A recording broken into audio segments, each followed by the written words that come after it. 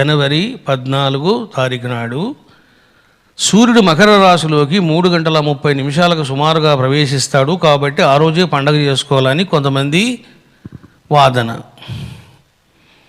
లేదు 14వ తారీఖు నాడు రాత్రి 9:11 సూర్యుడు మకర రాశిలోకి ప్రవేశిస్తాడు.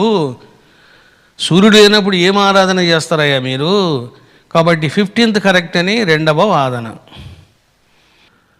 మరి నేను దేని టేకప్ చేశాను అని అంటే, సరే 3:30 ఉంది అని అనుకున్నా, అది అకాలం.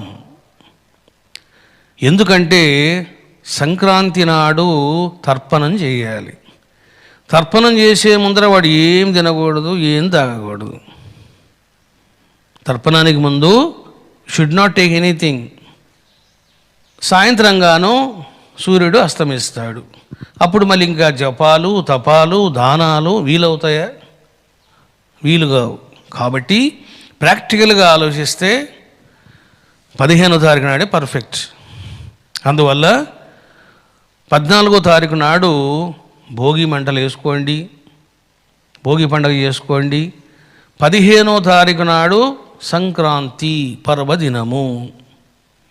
ఆ రోజు పొద్దున్నే 8 గంటలకు తర్పణ కార్యక్రమం ఉంటుంది. రావడమే తర్పణం చేస్తాం మనం. తర్పణం తర్వాతనే మీరు ఏదైనా తీసుకోవాలి, టిఫిన్ కానీ ఏదైనా తర్పణం తర్వాత తీసుకోండి. ఆ రోజు మాత్రం కొంచెం జాగ్రత్తగా ఉండండి. బిస్కెట్లు కూడా తినకూడదు, షుగర్ అండి అని. షుగర్ లేదు, ఏమి లేదు. కావాల్సి కొన్ని నీళ్లు తాగండి అంతే. సూర్యునికి సంబంధించిన ప్రత్యేకమైన హవనం చేస్తాము. ఇంక ఎలాగో మనం అన్ని గ్రహాలు, నక్షత్రాలు చేస్తున్నాం. అదే రోజున మీకు బృహస్పతి, శుక్రుడు, శని ఈ ముగ్గురికి పూర్ణావతి ఇస్తాను. ఆ రోజు విశేషమైన అన్నదానం కూడా ఉంటుంది పీఠంలోన. అది కూడా శాంతికరము.